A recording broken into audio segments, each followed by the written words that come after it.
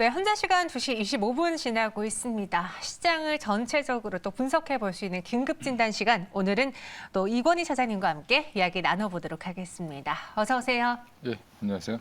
네, 오늘 차장님과는 또 세 가지 상황실이 준비되어 있고요. 저희가 하나씩 대표 종목을 통해서 확인해 보겠습니다. 만나보시죠. 위메이드 또 규제야? 저희가 앞서 이야기를 해봤어요. 그러니까 사실 이 게임에 대해서는 의견이 분분하기 때문에 저희는 또 이번에는 이건희 차장님의 시선으로 바라보겠습니다. 이 P2E에 대한 규제에 대해서 어떻게 보시는지 저희가 좀 게임주를 지금 구간에서 따라가기보다는 시간을 두고 따라가 보는 게 좋을지요. 일단 지금 저는 오늘 이제 빌미가 됐던 건 무한돌파 삼국지 리버스라는 네네. 게임이죠. 그 하나가 게임이 이제 퇴출됐죠. 등급 분류 결정에서 취소가 나면서 일단 악재가 좀 반영 중이다라고 보시면 될 것 같은데 일단 뭐 여러 가지 얘기가 나왔습니다. 국내에서 이미 P2E 관련 게임은 불허할 거라는 예상이 계속 지속적으로 언급이 됐었고 이거를 사행성으로 규정할 건지 아니면 새로운 성장 동력으로 규정을 할 건지에 따라서 산업의 패턴이 좀 달라질 수 있는데 일단 근데 위메이드가 올라간 걸 보면 국내에서 P2E로 올라간 게 아니라 사실은 저소득 국가죠. 약간 우리보다는 좀 많이 좀 국민소득이 좀 떨어지는 만불 이하에 있는 국가들 주로 이제 필리핀이 1위고요. 그다음에 브라질, 베트남 1, 2, 3등이 이제 필리핀, 브라질, 베트남이라고 보시면 되는데 그쪽에서 급속도로 성장하면서 사실은 그 위메이드의 미르포가 굉장히 흥행을 했던 그런 것 때문에 주가가 올랐기 때문에 맞아요. 일단 상황은 국내에서 지금 거절됐다고 해서 당장 끝날 것 같지는 않지만 일단은 근데 주가도 좀 많이 올랐고 조정의 빌미로 작용할 가능성은 충분히 있다라고 보고 있고요. 그런 심리적인 여파 때문에 당분간은 조금 관망하시는 게 좋지 않겠나 저는 개인적으로 생각을 하고 있습니다. 개인적으로 이건희 차장님은 관망을 하겠다라고 이야기해 주셨는데 위메이드가 지금 위맥스 토큰을 활용한 플랫폼을 계속 늘리고 있는 상황이잖아요. 그래서 단순히 미르포에만 쓰이는 게 아니라 그 기업들, 그 게임사들을 더 늘리겠다, 게임을 늘리겠다라고 하는데 그럼 보여줄 게 더 많이 남아 있나요? 아니면 우리가 예상하는 그 정도일까요? 이제 좀 로드맵을 보여준 것뿐이기 때문에 사실은 앞으로 어떻게 될지 좀 지켜보시는 게 맞을 것 같은데 그 안에 위믹스 체인 안에 들어와 있는 기업들이 국내 기업들도 꽤 많이 들어간다고 지금 이미 선언을 했죠. 뭐 룽트 코리아도 그렇고 관련 회사들이 이제 몇 개 회사들이 이제 들어오고 있는데 관련 게임이 한 뭐 100개 이상 되지 않겠냐라는 그런 얘기들도 있고 그래서 이제 이런 초기 어찌 보면 이런 P2E 관련된 새로운 이제 뭐 게임 업계에서는 거의 4년 만에 새로운 성장 모멘텀이다라고 얘기를 하고 있는데 항상 초기에 새로운 걸 하게 되면 규제가 항상 기존의 법률과 좀 부딪힐 수 있는 그런 규제가 항상 나올 수밖에 없는 상황이고요. 또 그런 것들이 조금씩 이제 극복되는 과정이다라고 보시면 되는데 예전에도 한번 게임주가 처음 NC소프트가 PC방에서 굉장히 잘 될 때 네.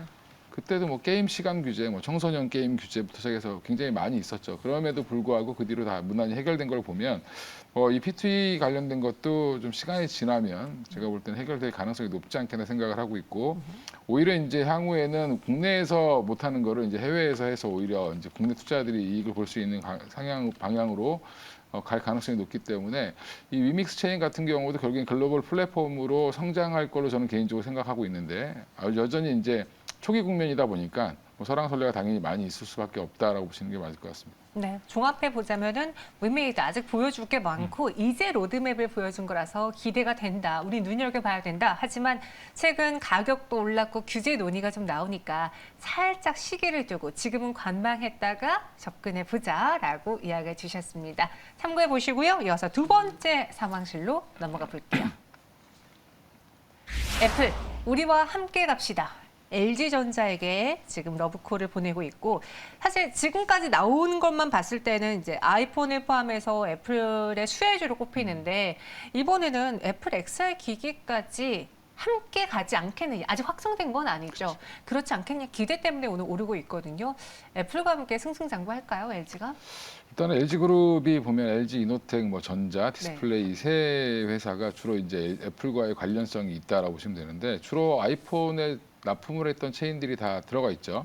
그렇다 보니까 당연히 이제 애플 입장에서도 검증된 회사들을 끌고 가려고 하지 사실은 새로운 회사를 발굴하기는 더 어려울 수 있습니다. 네. 그리고 사실 애플이 그 부품을 조달받는 데서 굉장히 까다롭기로 유명하기 때문에 그 수준을 맞춰줄 수 있는 회사들이 생각보다 많지 않다라는 부분에서는 그런 부분에서는 LG그룹이 가장 수혜를 볼 걸로 이제 저도 예상을 하고 있고요.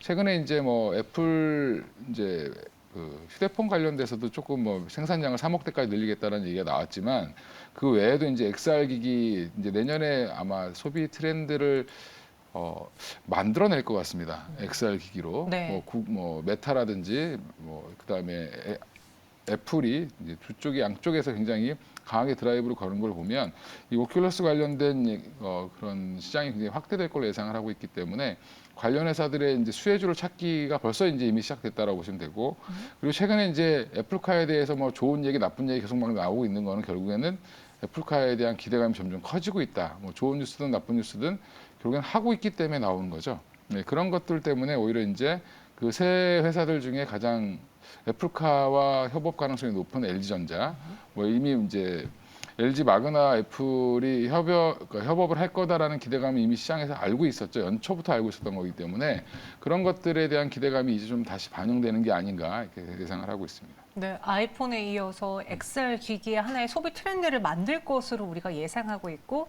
애플카에 대한 기대도 여전히 남아 있습니다. 여기 더불어서 오늘도 증권사 리포트가 나왔어요. 악재는 이미 주가에 다 선 반영이 되어 있다.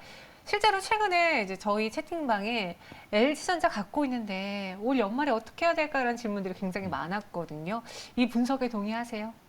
근데 악재는 이미 반영돼 있다. 그 바로 반등한다 이런 얘기는 아닙니다. 네. 항상 그런 거에 조심하셔야 되고 저희도 뭐 여러 프로에서 여기서도 한번 얘기했던 것 같은데 LG전자는 지금도 여전히 그 전장 사업부에 대한 가치가 전혀 반영되어 있지 않은 부분이 많기 때문에 그 가치가 얼마나 밸류에이션을 업 시켜줄지 이미 가전은 이제 어떻게 보면 뭐 그냥 성장세가 제로이더라도 그냥 기존의 캐시카우 역할을 좀 한다라고 보면 플러스 알파는 결국에는 주가를 땡겨줄 수 있는 거는 뭐 자동차 전장 사업부라고 보시는 게 맞을 것 같고요. 그다음에 또 하나의 지금 시장을 보고 있는 거 OLED TV 성장, TV 사업부의 성장 이런 것들도 기대를 하고 있습니다. 그래서 가전은 어느 정도 그걸로 메꿔줄 수 있다라고 생각을 하고 있고 플러스 알파가 얼마나 또 좀 박진감 있게 뭐가 이렇게 좀 기대감이 있는 것들이 나오기 시작하지 않겠냐 내년부터는 그런 것들이 이제 좀 이제부터는 반영이 되고 있다라고 보시면 될 것 같고요. 뭐 저는 지금도 갖고 계시면 더 사도 된다라고 보고 있는데 오, 네. 문제는 지금 이게 뭐 당장 오늘 올랐다고 해서 내일부터 급반등이 나올 거냐 그거는 모르는 일이기 때문에 여전히 좀 대형주다 보니까 조금은 좀 조정을 받더라도 좀 시간이 걸릴 수도 있습니다. 그래서 최근에 한번 뭐 급등했다가 다시 빠졌다 다시 올라왔는데 이거는 오히려 지금 소화를 잘 시키고 있는 것 같고요. 저는 뭐 15, 16만 원까지는 충분히 뭐 연초에도 반등은 나올 수 있다라고 보고 있습니다. 알겠습니다. 그럼 LG전자에 대해서도 긍정적인 의견을 주셨는데 LG 그룹 내 탑픽을 꼽아보자면 LG전자일까요? 아니면 다른 종목일까요? 뭐 LG전자는 조금 길게 보실 필요가 있고 왜냐하면 뭐 애플카라는 것 자체가 25년을 기대하고 있는데 더 네. 늦어질 수도 있고 뭐 사실은 더 당겨지기는 사실 어려울 수 있을 것 같습니다. 그래서 그런 부분들은 시간이 조금 더 필요하다라고 보시는 게 맞을 것 같고요.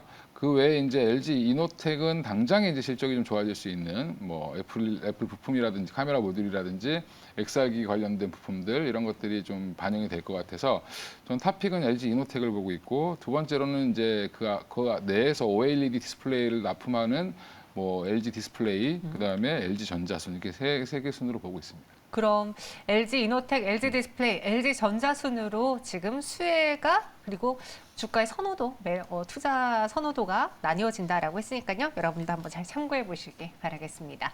마지막으로 세 번째 상황실 넘어가 볼게요. 위중증 환자 증가, 메가 이슈였습니다.